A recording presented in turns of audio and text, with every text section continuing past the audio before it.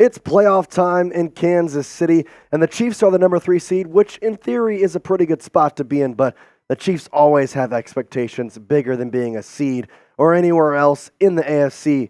They care about getting in the Super Bowl. So today, we're going to talk about 5 changes the Chiefs need to make heading into the playoffs to make sure they can go back to the Super Bowl and have a chance for back-to-back rings. Now, we do have a watch party coming up this Saturday for that Chiefs versus Dolphins game. I know Peacock is kind of being crappy right here, and obviously it stinks you don't want to pay for this. Well, guess what? Just come join us. We're going to have a live watch party, calling the game, having stats, updates, and we're going to have a fun time as well. We got some cool Super Chat giveaways, along with it's going to be me. We're going to have a lot of fun time just watching the Chiefs and Dolphins. Hopefully watching the Chiefs wins as well. But we're going to talk about 5 changes in today's show, but hit that subscribe button before we get going here.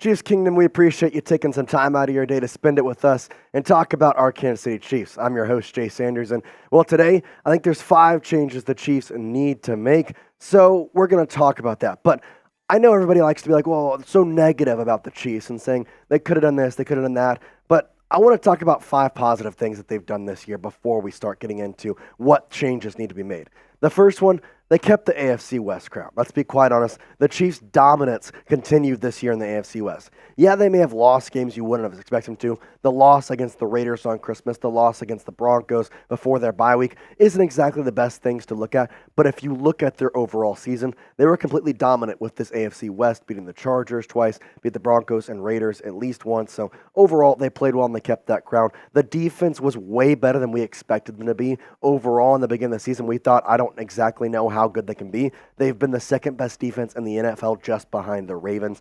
We'll also talk about Rashee Rice. We knew he was going to be a big piece of this offense, but I don't think people realized how big he has been because he's been the best receiver on this team, maybe even better than Travis Kelce in terms of reliability over the last 8 weeks. So we'll have to see if he can continue that in the playoffs. And then the sacks this year have been absolutely incredible. George Karlaftis and Chris Jones each going at double digits, and the Chiefs ranking second in sacks. The only team above them, that same defense that I said that was above them, Ravens. They have 70, Chiefs at 67. And then L'Jarius Sneed has just been a lockdown corner in this league. He got snubbed from the Pro Bowl, snubbed from all pros in the NFL Players Association. But at the same time, I know the best corner in the league resides in Kansas City. Now, it's playoff time, though, and those 5 things are great, but everything resets. And it's no secret that the Chiefs haven't exactly played up to expectations. There is a lot of things that you need to look at and say, how can we make this better? Because it's not going to work in the playoffs. You're playing good team after good team after good team. You're not going to have a chance to take a break. You're not going to have a chance to kind of sit back and say, okay, if we play bad this game, we could somehow win. Not going to happen. You got to play your best week in, week out, because if you don't, guess what? That's the end of the season. So without further ado, we've been talking about, let's get into our first change, which is the offense has got to run through Pacheco. We've kind of mentioned this a lot throughout the season, I think more or less over the past 5 weeks, as he's kind of come back from the couple injuries, had the concussion during the Christmas game versus the Raiders, but he is the motor on this offense, I think. It's not Patrick Mahomes anymore right now. It's not Travis Kelce. It's Isaiah Pacheco. When he gets going, this team gets going. His best game just 2 weeks ago against the Bengals, over 100 yards on the ground, 30-plus in the air on 7 receptions. And guess what? The offense was humming better than it did the entire season in that game. The stats don't lie. He had an incredible season, even though he missed a couple of games.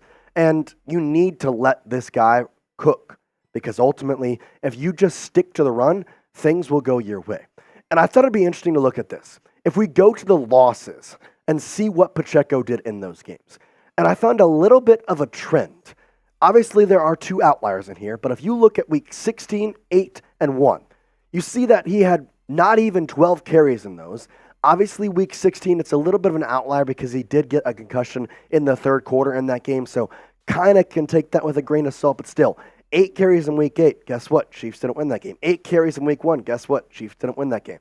Obviously, the Eagles and Packers, he did get almost 20 carries in both and had good yardage in both games, and both those games were very close. In fact, guess what? Marquez Valdes-Scantling catches the ball in this one, Chiefs win. Marquez Valdes-Scantling gets pass interference in this one, Chiefs possibly win. I mean, there's two calls right there that could change the game up in a multitude of ways. But overall, I thought it was kind of interesting to see how the yardage was a little lower. Overall, he's doing a lot better in the wins rather than the losses. And I think the reason behind that is because you just have to give him the rock and let him get going. Get the time. I think there's a lot of times where Andy Reid will give it to him 5 or 6 times, and overall it won't work. And so he'll say, let's just back off the run. Let's take a second. Let's start throwing it. And then things get to going 3 and outs. You get behind. Bingo, bango. You're kind of in a rough hole. Just give it time. Keep the run game solid early, especially in the snow game here this Saturday. You got to give Pacheco some time and get the rock to him as much as humanly possible. The second change I want to talk about is to keep the playbook small.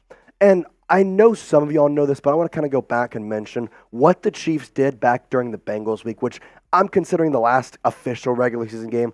Obviously, they played the Chargers, but that was with Blaine Gabbert. Really no starters played besides McCole Hardman, who was trying to get his ankle and foot right, everything from the injury, his thumb right, everything just kind of going back from that. But if you remember, the Chiefs kind of cut down their playbook a little bit. This coming from Ian Rappaport and Tom Pilaroso before that Chiefs and Bengals game, saying the Chiefs whittled down their normal game plan from head coach Andy Reid's massive playbook for today's game, obviously talking about the Bengals game, which means fewer plays, fewer personnel packages, and most likely fewer players getting their hands on the football, which was good because guess what? During that game, Marquez Valdes-Scantling only got 1 target. He dropped it. What a surprise. I think this is what the playbook needs to be going forward. Overall, I understand that you like to have a good team of a different amount of plays. You can throw it deep. You can go wide. You can go inside. You can run the ball up the gut. You can run the ball outside. You can do pitch plays. You can do read options. You can have trick plays. I like that. But keep it simple, stupid. Just kiss it. I mean, I'm telling you, just keep it going, and that's what's worked for the Chiefs. Unfortunately, this year you don't have a multitude of players that can just go make these amazing trick plays. So keep it simple, and guess what? It worked during the Bengals, and it's going to work this weekend, I guarantee it, especially in a snow game. Just keep it simple. Run the ball in the gut. Throw it out if you need to. I think it's just keep that playbook. It's worked a lot better. Now, one thing that has worked for me this season is Prize Picks, and I'm telling you, if you want a $100 deposit match on Prize Picks, well, we got you covered today. If you go to prizepicks.com/CLNS and use the code CLNS, you're going to get a first deposit match of up to $100. You can go click that link in the description in the comments. It'll be right there. If you don't know what Prize Picks is, it's a skill-based, real money daily fantasy sports game. And the cool thing is, it's not just NFL. Obviously, the season kind of coming to a close here with just playoffs left. Well, they have basketball. They've got MLB. They've got even some other cool sports and options you can go check out, and you can combo your projections across any sports. Obviously, with NFL kind of winding down here, I got to get my picks in for the playoffs, guys. I got to. So I'm going with a little 4-guy entry right here. Joe Flacco, the more on passing yards, 256.5, and the less on Patrick Mahomes passing yards. I did this early because 260 is a lot for a snow game that's going to be -5 with gusts up to 25 miles an hour. I just don't see him passing it that much to get there. I hope he does. Maybe he surprises me. Either way, I'm going with the logical one there, going with the less. Mike Evans, 67.5 receiving yards. Going the more against a struggling Philadelphia secondary, along with some injuries in there. Najee Harris against a good Bills run defense. Going the less on the 57.5 rushing yards total right there.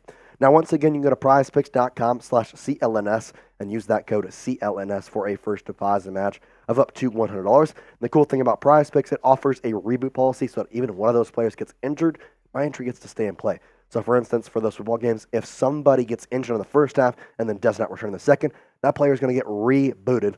Prize Picks is the only daily fantasy sports platform with an injury insurance policy. Quick withdrawals, easy gameplay, and an enormous selection of players and stat types, what makes Prize Picks the #1 daily fantasy sports app. Go to prizepicks.com/CLNS and use the code CLNS for our first deposit match of up to $100. The third change, improve the run defense. I know that I want to sit here and talk about this for just a second because it's the one part of the Chiefs defense that slightly concerns me. It's not bad. It's just, it could be better with the defensive line they've had this year.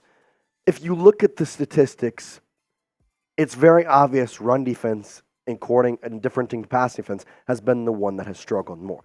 Now, it's been impressive in a lot of ways, but locking down the run would make this team really unstoppable on defense because that's the only way that people have been able to get yardage and open up the field is with the run game. That Raiders game, Aiden O'Connell didn't complete a pass past the first quarter. They won. You want to know why? Zamir White had over 100 yards. Well, this is exactly the reason. You have 176.5 passing yards per game for the Chiefs defense. That's fourth in the NFL. But they allow 113 rushing yards a game, which is 18th in the NFL, just on the fringe there of the lower half, basically. If you can fix that just a little bit, I'm not saying you need to be excellent at it, but if you can allow around 100 or even just a little under 100 yards per game, that's going to put you around 10-ish in the NFL. You're going to be a lot better in the playoffs here, and I think if you can do that, you're going to set yourself up for success. I know the Chiefs have kind of talked about this issue over the past couple weeks and have tried to address it, but obviously, given the latter half of the season, you want to try and win first. It's not about fixing these things at this point. You're trying to make sure you get everything stabilized, and then you don't want to get injured. Well, now it's your perfect chance. You got a snow game and a game that has two premier running backs on the other side of the field with potentially Raheem Mostert if he does play, and of course Devon Achane, the young rookie out of Texas A&M, who is going to start running pretty good. Now I have to ask this question: which side of the ball is going to be more important in the playoffs? And that includes maybe the only game in the playoffs is Saturday if the Chiefs do lose. So what side is more important? If you think it's the offensive side of the ball that needs to step up, if that's going to be the most important part of this team down the stretch, then I want you to type O for offense. If you think, no, they've gotten there this far with the defense wins championships motto, I'm going to go with defense. Well, then type D for defense. I want you to let me know in the comment section down below. What do you think is the most important part for this Chiefs team heading into playoffs? O for offense, D for defense. Fourth change that we need to make, less turnovers. Mahomes has been less than good, which I guess is the better way to put that, maybe nice way to put that, in terms of turning the ball over. Now, obviously, it's not just him. Kadarius Toney has cost him a turnover. Marquez Valdes-Scantling has cost him an interception. Just the way the ball has kind of bounced this year. But it stinks because if you look at turnover differential, the Chiefs are sitting around teams that are not good. The Patriots, yeah, they're the third overall pick in the NFL draft. The Falcons just fired their head coach and are the number 8 overall pick in the draft. The Vikings had 5 quarterbacks play for them this year, and the Commanders, well, there's not much there. They're the second pick, and they're the Commanders. And yet, you're right here. You're right next to them. Now, I understand the defense hasn't done a great job at forcing turnovers, but they also have done a great job at not allowing points. So that kind of falls a little bit on offense. You got to turn the ball over less. And in the in the playoffs, everything is so much more important. Every single play you have to focus on. And a turnover could be costly in multiple ways in any game now the rest of the way. The fifth change that we should make is the obvious one. Stop the drops. You got to stop them. Now, obviously, the Chiefs this season, not great at catching the ball. In fact, they were the worst team in the NFL, which comes to no surprise. But here's the opposite side of the spectrum. The other two teams that were right next to them, the Browns and the Cowboys. Those are both playoff teams. Cowboys are the number 2 seed in the NFC. The Browns are the 5 seed. They have one of the best records in the NFL.